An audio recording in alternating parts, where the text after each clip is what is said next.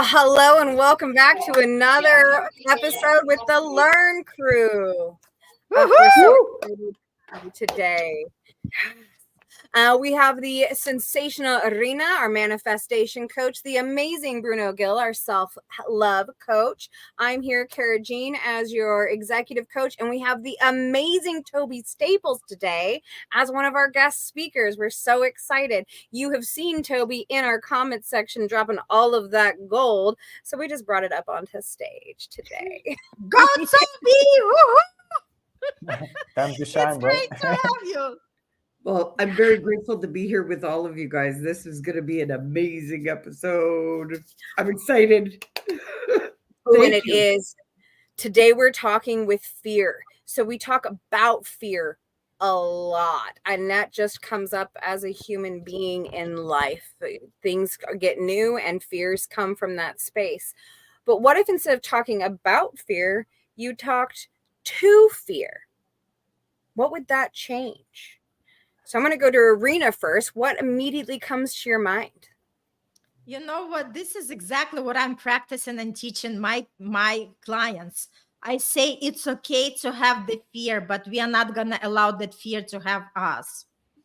And I even have this, like tool saying, okay, make an appointment with that fear. Just say, you know what? I get you. I recognize you, but not today. Let's schedule an appointment, at the end of the week.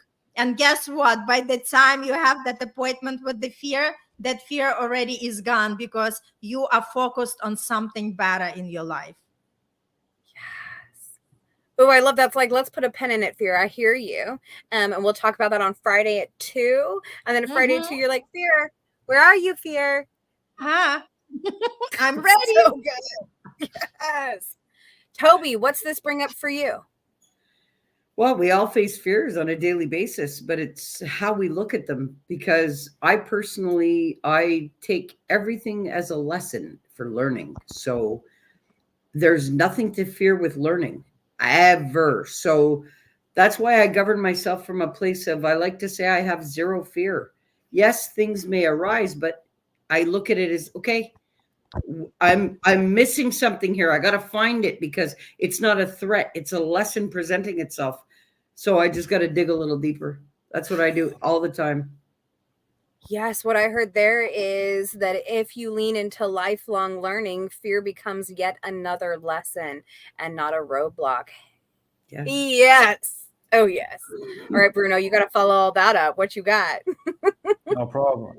I say that we need to take care of that fear now, not in a week. That's my opinion, Irina, obviously, and obviously Toby. But we need to take care of it now because we don't know what's going to happen in a second, in a minute, in an hour. We have no idea.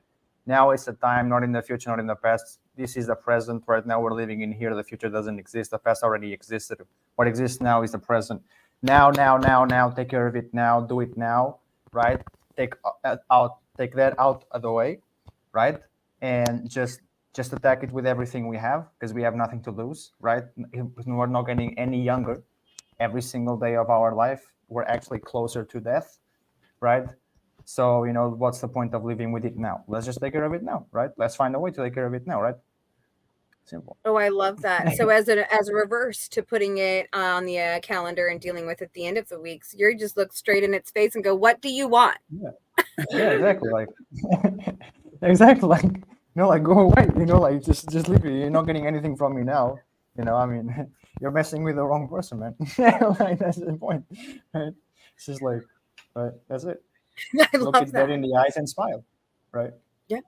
What do you want? What are you here for? Yes. Exactly. Oh, so let's go there, can we? Yeah. So when it is really easy to say, okay, we'll have a conversation with your fear. Just talk to it, right? Yeah.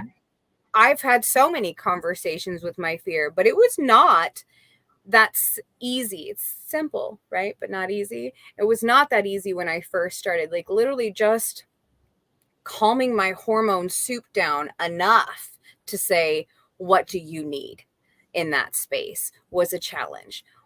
What have you guys as tools or validation of the struggle to share on that? We'll go reverse. Bruno, I'm going right back to you. All right. it's like you said as well, right? It's like it's talking to it, it's facing it, right? But it's just really not letting it control us. Plus, it's not letting it like because the moment like it's almost like it's like in business, right? The moment somebody smells aspiration out of you, they're gonna abuse you, right? Because they're gonna try to get leverage over that fear, right? And that's what fear does to us. Fear leverages over our, over our insecurities, right? So there's really no other way but to like just attack it, right? Simple. The best way to kill a fear is to, let's face it, is doing it, right? It's not talking about it, more talking to it, right? But not talking about it, not opening it to fade away, because it will not fade away. It will just grow more and more and more and more on somebody, right? Because and I feel like we all have been through this, right? The stress only comes from not taking action, right? Like stress comes from not taking the action, right? Because when we are taking the action, we don't have time to be stressed about what can happen because we are in the middle of the action, right? So, right, it's like you do it, there's a 50-50. You don't do it, there's 100% chance that fear will not go away, right? So it's live or die, right? And rather might as well either die trying or win, and and be completely like super proud of ourselves, right? I mean, Jesus, I mean, what the shit, man? Like, like just be proud of ourselves, right? I mean, right? I mean, for example, I had a call tonight, right? I had two calls, like two meetings, right? One worked, the other one didn't work. And I wasn't like, I was like, okay, yeah, sure, like I had a bit fear that it wouldn't work, right? Because I like to do in 10 calls, I like to do 10 out of 10. I like to do it perfect, right? But that's fine, and who wouldn't, right? Who wouldn't like to have it all, right? But if you don't get it, it's not just, oh fuck, I'm this, I'm that, or no, you're not gonna fucking do that. No, you're gonna be like, I got that the other one, right? And let's celebrate that. Let's not like drown in fear. Oh, what about the next one? No, fuck that. You don't even know about the next one, Jesus, right? So like like really appreciating like what we have and not letting like fear consume, right, is like super important. That works for me, and yeah, I believe it And works like for solar up. I love the tool in there. I don't know that you said these exact words, so I'm going to put my words to it. Tell me if I got this. Nice. But in living in action, in living in the moment and addressing fear right now, one of the very first steps is really just that awareness, becoming aware that fear Yes. came up in that moment, because then once you're aware, you can impact. Yeah. Perfect. You even said it better than me. Well, I got to recap. That's the easy part. Yes. Toby, how about for you? What are some of the struggles you've had and what are some of the tools you've used? Well, I've been very extremely scared for my life at many times, having to face death as many times as I did. And even up until 2 years ago, the heart attack and the flesh-eating disease in my face, of course I was fearful. But how I like to look at any fear that's coming up is I'm either going to validate it or I am going to deconstruct it and wonder, why is this triggering this in me? Because it can either work for you or against you, but you got to understand primarily why it's stamped in your program for you to be like that anyway. And that's my biggest thing. I deconstruct everything down to its simplest form. So if I'm fearful of anything, well, I want to know why. I want to know why. And my soul is what's going to tell me why, not another person. So I deconstruct the environment. Is there anything that I should be fearful of, really? Like, let the logical mind here work for me. Analyze my environment and the energies of it. Okay, that's clear. So what's next? Obviously, it's something internally being triggered in me. All right, well, then that's obviously something I need to identify, accept, and alter and recorrect, because knowing factually what I can make possible, having beat death 7 times, I don't own any right to be fearful of anything once I realize the power that's flooding me. So it's the pause to do the analytical work for your own well-being is a must. So me, I don't validate fear. I deconstruct it to find why it's even initially triggered. Because I don't want to be fearful of anything. It's your adventure of life. You shouldn't be fearful of anything. I love that. And I love the recognition that fear itself is not necessarily rational, but we are. And if you look it direct in the face, you can figure out, where is it coming from? Why is it triggering? What is the root of this? And then you can just haul it out from the root ball. Exactly. Because unless you haul it from the root, it doesn't matter what you do after that. It is always going to resurface, and that'll grow right back through concrete if we think about it. So it must that makes me think of blackberry bushes. Yep. It has to be uprooted from the root in order to remove that trigger or that fear or that, no matter what it is that it's triggering in you. Because if our truest natural state is to be in harmony and balance and thriving and evolution and creativity, where's there fear in that? Our soul knows no fear. It's only our programming that does. Yeah. All right, Arena, what you got for us? What is your experience and what are your tools? You know what? For me, it comes the phrase, once we become fearless, the life become limitless. And that's so true, right? And what comes for me is, only if there is like a life-threatening condition, everything else shouldn't be a fear, right? And even Toby, she dealt with the life-threatening conditions, and I truly, admire you for, like stepping out of that fear and exactly, manifesting what you truly want in your health, right? So we're just talking about manifestation is real and it works. And a lot of times fear is just all our thinking, when we are entertaining these thoughts. And a lot of times it's like, what can be fearful to step out of our comfort zone? What can be fearful to change our careers? What can be fearful to change our relationship? It's not life threatening. All it is just like, to step into uncertainty and trust that you're going to be fine.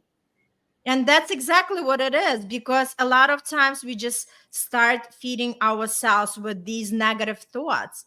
And my mantra every day is, everything is happening for my highest good. And that's exactly how I deal with fear. And that's exactly how I keep myself in the state of, relax and receiving mode, rather than, fight and flight. Because I know when I'm in a fight and flight, there is nothing good in it. I'm just going to attract more negative outcomes for myself, but I don't want it. So rather than doing that, I'm just relaxed. I say, I trust the process. I just step out of my comfort zone. I make that, like step forward, and I just deal with that, what's coming. Like I said, there is no fear unless it's life threatening. Everything else is manageable, and everything else we are inflating in our heads. So we are better, like really check in our thinking. Yes. Oh, I love that. So I thank you for our manifestation. Of course, she brings up that you're going to manifest regardless, but which wolf are you feeding inside you today? Right? Totally. Exactly, because validation amplifies it. Because you're putting your focus and your life force into supporting that. And people don't realize, but literally, the minute you validate it and put your focus on it and actually say, oh, I'm scared, oh, you have just submitted to it. Yeah. But you know something, like I feel like I think fear is an extreme motivator. It's like, I mean, maybe you'll think I'm crazy for saying this or not, but like, I don't want to go to a psychologist and be like, oh, Mr. Psychologist, I'm so afraid. I'm like, no, goddamn, no, that's my demons. I want to deal with them myself. Plus, fear is an extreme motivator. If my girlfriend broke up with me, like, if I had a girlfriend and she broke up with me, like today, at 6 a.m. tomorrow, I'm in the gym. like, like, fear is an extreme motivator, right? It's just like, I don't want nobody to take that away from you. Like, the more afraid I am, the more I'm going to push it to myself, because the worst thing we can do to fear is tolerate it. right? Oh, And when I'm yeah. intolerated, right? Toleration, right? It's like, oh, it's fun, oh, I tolerate my fear. No, bullshit. No, don't tolerate your fear. Destroy it, kill it, And I love obliterate that. it, right? Turn it into motivation, flip the script. If you Exactly. know what you don't want, like you don't want to be single, you don't want to be sick, you don't want, you can think about all the don'ts you want all day long, which means that's what you're manifesting. Or you can flip the script. And if I don't want this, then I do want this. And then you get to think about that. And it's not even that you have to dismiss the fear. You can just use it as a tool to motivate you towards what you actually do want. Ooh, I like that. Can I just quickly add Yeah. something? Yeah. Because when we look at this from the prism of the most strongest emotions are fear and love. So we either stay in fear and create everything from that energy and obviously attract more fear into our life, or we just shift our focus to love. And what would I love to have in my life, right? So if we are afraid to change our career because like we are tired and we don't want to see our boss anymore, right? And we don't want to be stuck where we are, so let's think, what would I love to have in my career, right? So connect with that energy of love rather than fear. And it's going to be something that's going to drive you to actually step out of your current condition and just, embrace the changes. Ooh, I'm going to throw some, so we're getting some comments and I want to share this because I think that it's not framed as a question, but I'm going to frame it as a question. And I want to ask each of you. So the comment is, I'm trying to recreate fear and love emotions without having to have the real threat so I can feel it, but almost as an outside observer to it, which is sort of what we're talking about, how to have a conversation with it. Toby, I see it. Your mind's already going. What do you think? What do you think? Share. There is nobody that wants to create fear intentionally within their being and throw their body out of whack intentionally. That is going in complete opposition to your subconscious brain and the total functioning of your being. If you are meant to feel fear, you will feel it. Then you identify it and face it. Do not recreate it in you. Ooh, say more. No, but factually, anything that you intentionally infuse into your body is worse than you just feeling it, because the intention and the life force behind it, you may not be prepared for what it causes biologically within you, which what happens throws you into a whirlwind of being out of control, self-doubt, because then you become unsure of yourself, unsure of what's going on, and then it just magnifies into a destabilization of your wellness within.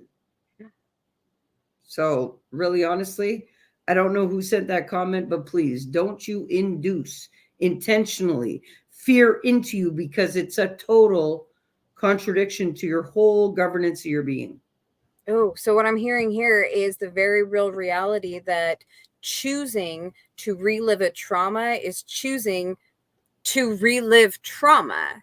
Yes. When you could choose to not have to do that anymore. You can choose to just go find those happy feels and follow that path and create those pathways in your brain. And I would even say that we are groomed as humans to pick apart what went wrong. So we tend to want to relive those unfortunate things so we can pick it apart and digest it and figure out where we really are the failure. And what if you didn't have to? Actually, you do. You have to pick apart. Look, I'll give it to you like this. Okay, look, our soul needs a spot to live, right? Visualize your body as your house. If you have a foundation that is cracked and not solid, well, the whole house is in jeopardy, right? And everything goes sour from there. So in order to get to the fundamental problem, you can't go and demolish a foundation of a house without ripping down the house. The inner work, that's what it's about, is going and ripping down the house to get to the fundamental core aspect of What ripped you away from your truest essence primarily? And that is the truest correction that you could ever make for your being. But the inner work, yes, you do. Every time you're doing inner work and you relive these things for corrections, you are thrusting yourself into the same state, because our body only processes now. So if you process a memory, you're feeling it now as if you were just living it. So this is why you can't do inner work on your own or try to dive deep into emotions if you are not intentionally prepared for what's going to happen on a physiological, emotional, and but a complete holistic unity of what's going to happen to your being while you're doing this work. But it's essential. I agree with all of that, and I want to ask a question around the dichotomy there, but I'm gonna actually put it on arena as a manifestation question. But if you have thoughts, we'll just open it up. So if we don't want to choose to relive traumas, that's not a place we want to put ourselves through. However, we absolutely want to understand those traumas. How do you dive into that space without reliving while still being able to unpack? That's such a great question. You know what? It just brings an interesting story for me, because when I initially was searching for my purpose and passion, I got signed up for regression therapy course. And it was led by, like a Russian person, it was all remote. And this was very new for me, right? So, and when I started to dig into that, and I realized it's all about trauma, about, like getting into that state, because obviously a lot of people carry all these traumas from one lifetime to another lifetime. And it's something that has to be healed for them to actually start living a different life. And let me tell you, I found this is not my best space. And I'm like, no, this is not me, because my soul for this lifetime came to have the most, joyful life. I had amazing parents. I mean, I still have them. I had lots of love. I never experienced any, like really bad things that I hear a lot of people did. And for me, I was like, no, no, no, this is not my energy. It was so restricted to me that, like in the middle of the course, I said, bye. I found that life coaching is for me, because my purpose is not to go into all these traumas. And I know that there are people who are, gifted for that, right? Because I don't want to live through all of that pain. I don't want to have that heaviness. For me, it's carrying the heavy energy. So for me, it's like, I am here to take you on a ride, and fasten your seatbelts, because it's gonna be fun, and I'm just gonna kick your butt, and I'm gonna do everything what requires out of me for you to experience the best life. So when in the case, like, Toby described, there are cases when people come, right, that they need that healing. So sometimes people have to work with two professionals. One is going to be like the therapist who is doing like a deep trauma healing, right? And another one is going to be the coach, right? So sometimes people need two of these people. But if something is just on the surface level, like, they don't have these deep traumas to heal, it could be done, like even with just a life coach or manifestation coach, where we go just, through the journaling, through the processing of the emotions. Again, when it's not that deep, right? But when it's deep, yes, we do need two different practitioners to work on that. Can I jump into your question, Karen? Yes. Okay, because you would ask, how can you do this deep inner work without feeling it? Well, there's a whole chapter in one of the books that I wrote about you must feel it to heal it. Well, so not feel, but not relive, right? No, but there's no avoidance of that, because your brain only processes now. So when you're doing the inner work and you have to go and look at these experiences, what you're doing is you're opening the Pandora's box to every emotion that's stamped it in you, to every correlation tied to any infliction of any person, place, or thing that stamped it into you. You can't avoid it, because until you open the box and feel it all, to analyze it and accept it, by the law of the universe, you cannot change it. So you can't avoid not feeling it. This is the problem. Fear, actually, today's topic, locks people away from their healing because they don't have the courage to go and actually correct those harmful stamps in their processing centers. The true correction, I've been traumatized since I was brutally molested at 4 years old. Okay, the sexual attack on me totally ripped me away from my soul completely. Well, had I not gone and deconstructed my whole life down to that, which I had kept a secret from everybody all my life, so I had also kept it a secret from my own physical being, locked it away, didn't want to relive it. Well, in order to heal it, I had to go relive it, down to feeling every sensation in my body that occurred during that experience. It takes the courage. Mhm. If there's anything that may be scarier than that, there isn't. And this is the tipping point of frequency. You got to have the courage to heal what is harming you. And if you can't accept that it harmed you in the first place, you cannot correct it by law of the universe. Yeah. Bruno, you got any thoughts? Yeah, I was. First of all, everything that you just said was all awesome. I was listening, and I Minus was the paying trauma part. attention. The fact that you healed, that part's the awesome part. Yeah, obviously, but also Well, the trauma, if it because doesn't that's harm something me that. now, don't let it harm you. I do it so others can learn. It no longer harms me. I healed it so there's no emotion attached to it. That's how you know if something's still hurting you.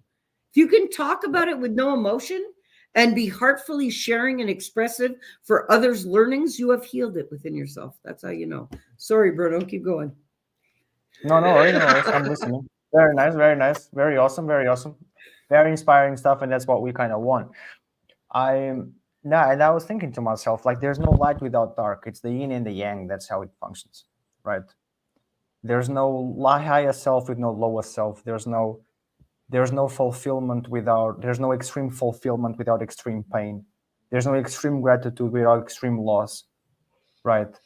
And that's kind of how it goes. That's one. And then two, I was thinking to myself, it's like, for me, I think the biggest enemy that like we face as in our race, right, is really fear and pain, because it blocks us from understanding. And if we don't Yes. understand, we can never move on with our life, right? If we can't move on with our life because we cannot understand what we need to upgrade, then we're always going to stay stuck, and we're going to completely fail our mission in the world. And right, so it's the fear and the pain is the biggest enemy of growth, which is the biggest enemy of experience. It's literally the biggest enemy of life, because right, it blocks you from understanding, right? It's like you're not creating new neural pathways, you're not creating new experiences, right? You're not creating new like ways for your brain to evolve, upgrade. And the problem with this is that, like, because a lot of people don't end up not understanding this, their brain ends up becoming smaller, not in being more optimized, because technically the smaller a brain becomes in knowledge, that means that like, it's not because you're dumb, it's actually because the brain becomes more optimized, because it doesn't need that many things to function. It's like a computer, right? It's like technology, it's the same thing, right? In fact, our brain is more powerful than a goddamn supercomputer. So, right, but it Hallucinates our becomes entire small. reality. Yes. Yes, Yep. exactly, right. Exactly, yeah. But what I mean by this is that the smaller in knowledge our brain becomes, the more you grow up without being prepared for several ways of life, right? And this is what a lot of, not a lot of people, but this is what I sometimes, a lot of times, mean when I say there's so many people in the world still in a body of a grown-up, but with the mind of a child, right? because they're not moving through their life. They're not learning. They're still stuck in fear and pain, and that blocks them from understanding, right? Yeah. And fear and pain creates ego, and ego is a self-defense mechanism, right? Is a coping mechanism, right? That comes injustice, right? But that's the thing, injustice of what? Because there's nothing there that proves that you even deserve that justice, because you're not going, you're not attacking, you're not moving towards what you need to. You're not even giving yourself a chance, right? So like the quicker I think somebody understands that, again, there's no light without dark. You have to go through that to win, right? Like nowadays there's like, oh, like in business, in love, in whatever, find love in 30 seconds. Like passive income, right? Fucking passive income, biggest bullshit in the world. Like all that, right? It's like that. Fine, that's okay. That's fine. That's all right. Maybe sure, but you gotta have the skills, right? And It you takes gotta know time. what you're doing. Yeah, but it's not just about taking time. It's not just about. It's not about. It takes time, sure, but it's not just about taking time. It's also it's about patience. And for me, that's what means taking time equals patience, right? You gotta have the patience, but you cannot wait life to come to you. You gotta go to life, right? And then life will come to you, right? Because you're taking that step, right? So, for me, it's that thing of like people cannot wait for things to come to them because they're afraid that something will happen, right? And especially like for a lot of religious people, right? It doesn't say in the, and I mean, I don't mean no disrespect the way I'm going to say it. I'm just going to say it. Even for like even in religion, right? It's like in the Bible it doesn't say do fuck all, right? And God will help you. No, it doesn't. It says God helps those who help themselves, right? Simple. And the more you put out, the more you receive, right? In manifestation as well, in quantum mechanics is the same thing. Different things, same stuff, right? Different things, same stuff, right? So Yeah. it's yeah. Most of the things in life, right? It's pretty much exactly the same in a completely different way. It's individual, not unique so much, right? And I love what we came through with that is it's really about coming to the fear or trauma and going through it. So it's not really about the living in it and experience. I mean, that is part of it, but it's so that you can go through to the other side so that you can be, what the other side of fear and pain looks like. And I love that. So in having a conversation with fear and taking accountability for it. So I am a huge proponent of always it's better with a buddy, period. Just Yay. Love gotta be it. someone comfortable. Do it. And more buddies, more better. That's Yay. just my lifestyle. Bring it on. But what kind of question? So let's get some practical questions. So if we're going to take accountability for having this conversation with our fear, what do we want to ask? What do we want Why to are know? you here? Ooh, boom. Why are you here right now? Anybody else? Right? Irina. You know what? For me, we have to get to the core of it, and to get to the core of it, we keep asking questions. Like for instance, to say, like, I'm afraid to, to try new things, right? And then you ask, what if you do? Then what?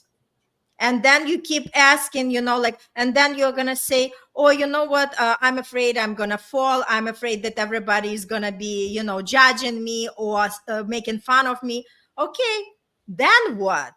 Right? So you keep reinforcing the same question by emphasizing what exactly the next answer the person produced, or even yourself. But it's always good to do it on somebody, because like I said, we cannot see the picture when we are the ones in the frame.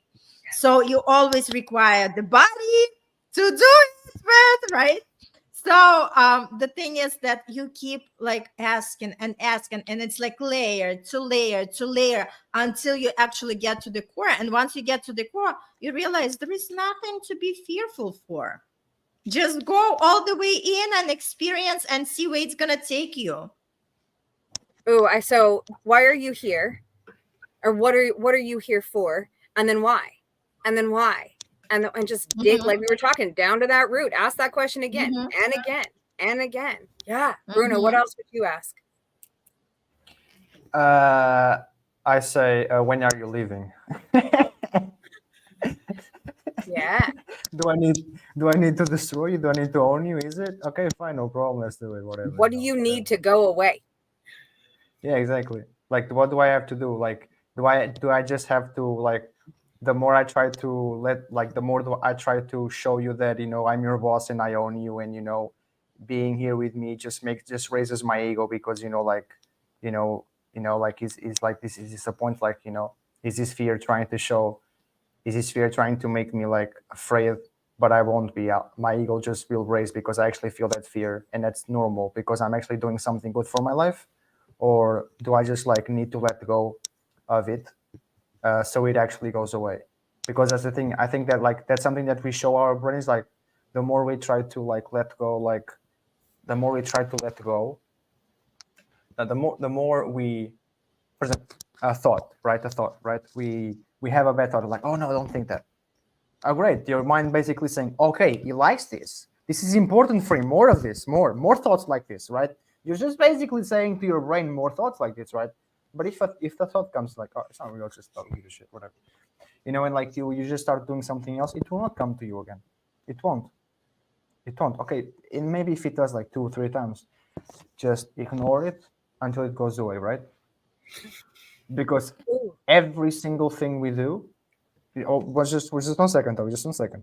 After this, you can destroy. It doesn't go away. You can feel my energy, eh? Just wanting to jump. Yeah. After this, go atomic bomb.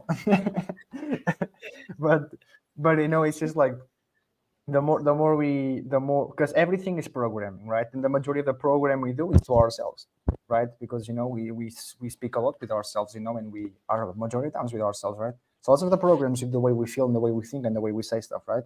So everything is programming, right? So if you can successfully program yourself 3-4 times better, your life will be 3-4 times better because you'll feel better, right? And that your feelings are really like, it's a cheat code. Feeling good is a cheat code, not just on your health, but on like everything around you. Like even the people you attract is good, like, yeah, it's really good. It's really good. Go on, Toby. Destroy this. You know what? I just want to mention while we're talking about fear, the biggest shift for me ever in my life when it came to fear was I came across something that said fear is false evidence appearing real.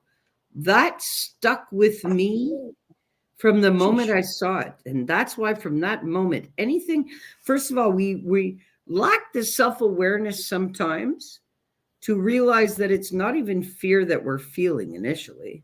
We just buckle it onto the label as fear because we don't understand it. But as soon as you are feeling fearful and you've identified that it is fear, well, what is the false evidence that's making you feel like this? And that's where I started to deconstruct fears. Was really embedding myself with the decision to be like, hey, it's all false evidence appearing real. It's triggering responses within me. Okay, let's make the correlation for the correction. See, so that's what shifted my whole life when it came to fear. Ooh. And this process that we just picked apart is the one that I use. So it starts with what are you doing here? Like literally just looking at your fear and saying, what are you doing here? And then to Arena's point, but why? And why? Okay, cool, but why? And why is that? Okay, and why? And then to Bruno's next question, like, okay, cool. So now we understand why. What do you need to go away? And then you go, okay, how are we going to do that? Okay, how do we do that? Okay, how do we do that one? Okay, how do we do that one? Okay, that's how we're going to do it then. And I play this game, so as the leadership development, we call the 5 whys and 5 hows. Why to get you to the bottom and how to get you back out of that hole. What a great tool we just gave everybody. Totally. We did not prep this, guys. This is just how good this group is. Yeah. Yeah, That's the amazing awesome. flow. Yeah. The amazing flow of all the amazing energy. I'm so grateful to be here with you guys. This is like really awesome. You guys are so amazing. And you know You're something, on I the have to say this too while we're doing it, because Irina mentioned she didn't have a traumatizing life. Well, I've had a traumatizing life since my first breath, basically. And we're on the same wavelength now. So I don't want anybody to ever think that their past will ever govern their future. It doesn't matter what you've lacked in your life, no matter what you've lived, traumatized or not. If you love yourself, you're on the same frequency as those who love themselves. But you got to do the work to get there. Yes, You the matter. past shapes does not define. Ooh. Mm. I Well, we have love a it. really good question. So I'd like to do this as our last one before we wrap up for today. So the question then came up, how do you shed light on those false beliefs? So if we recognize that fear is false evidence appearing real, right? It's showing us this thing over here. It's really this thing over here. Thank you, amygdala. Love you so much for that.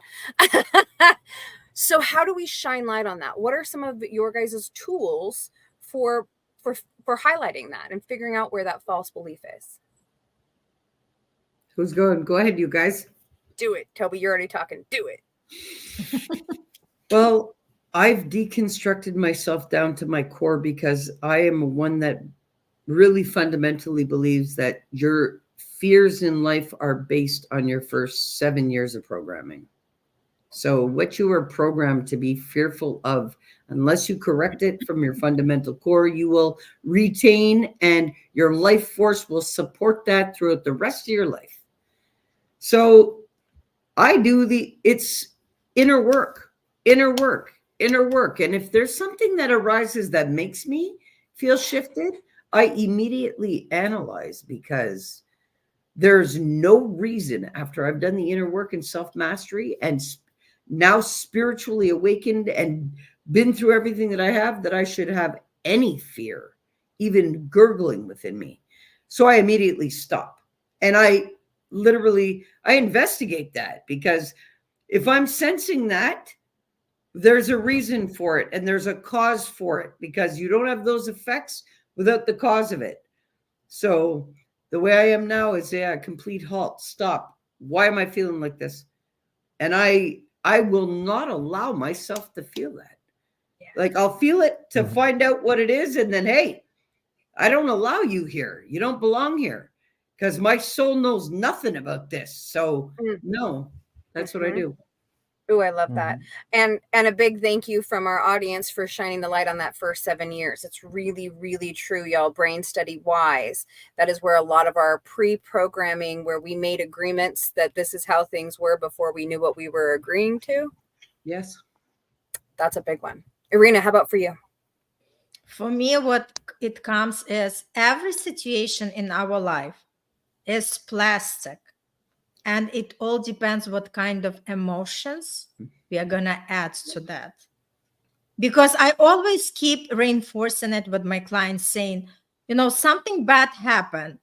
Just you starting worrying about it and stressing yourself out, is it going to change the situation? Absolutely not.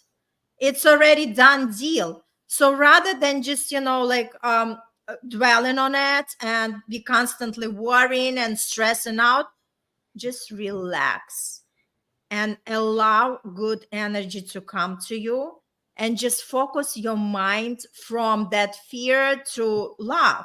Okay, what can I do that I love right now? Go take a bubble bath. Go dance, do something fun. And you'll see how, by shifting your energy and focusing on something good, because remember, what we are focusing on tends to expand. And you'll be able to see that you're going to attract to yourself much better outcome that you expected, right? Because we always have to remind ourselves that we are creators. And if we continuously entertaining these negative thoughts and thinking, oh my God, this is going to happen, guess what? With that fear, with this, extreme emotions, we are bringing back to us that outcome. So rather than doing it, like I said, relax, do something that fills you up, right? And just stay in that mode and focus on something good. And you'll see how you're going to attract better outcome to yourself.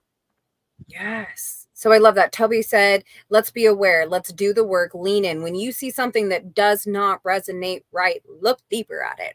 And Marina says, it is okay to not feel okay, but don't stay not okay. Break that pattern, interrupt it, go bring joy into your life. Okay, Bruno, what you got? Yeah, take action. Yeah, for me, just take action. I mean, like, just take action. Just, like, it's like, it's like no judging here. Absolutely no judging. I'm not like, it's just, it's normal to feel that fear. It's normal to be afraid. Like if you're doing like big stuff or not or whatever, it'd be a little bit out of your mind. Like you'll be a little bit out of there if you weren't being afraid. But being afraid is completely normal. Whether you're trying to do something big or not, whether you're just trying to do something you've never done before, right? Whether if it's big or not, the fear will always be there, and that's a good thing. You know what? That means you give a shit. That means you give a shit, right? Simple. So like that means you care, right? That means you care. That means it's important to you. It's important for you, right? But here's the thing, right? What if you did it for somebody else, right? Let's say that you want to get better, but you're afraid of going into the gym and stuff, but your wife really wants you to be in shape, right?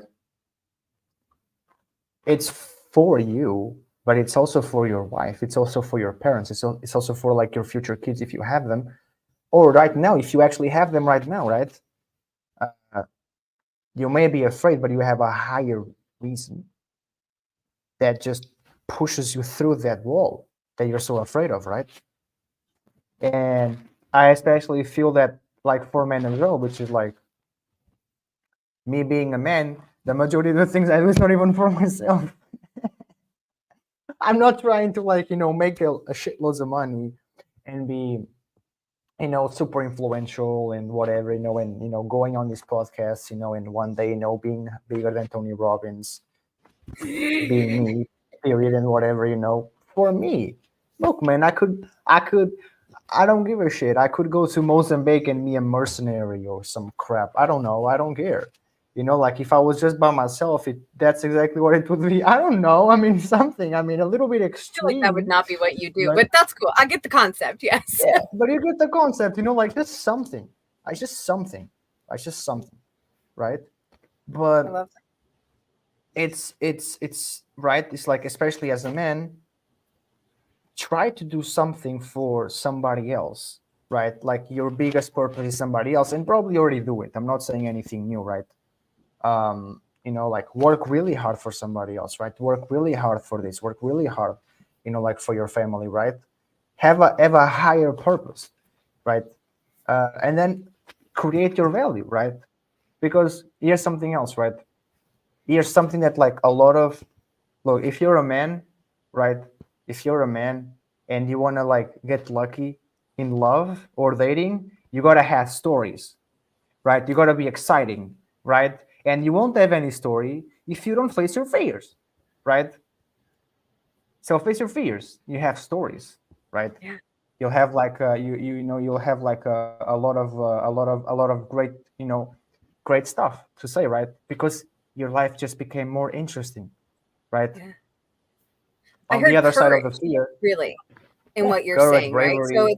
it's not Yeah. about, for those of us who maybe haven't done all of the deep work and still have that fear, it's not about not doing because you're still in fear. It's about doing with fear, which is really the base of courage. Mhm. Is being Yeah, afraid, yeah, doing it Do it anyway. even afraid. Yes. Yeah. yeah. Do it anyway. Actually, the minute you install the courage, it totally eliminates the fear.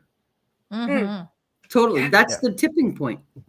So instead of choosing fear, you choose the courage to get analytic about what it is that's triggering you anyway and push right past it.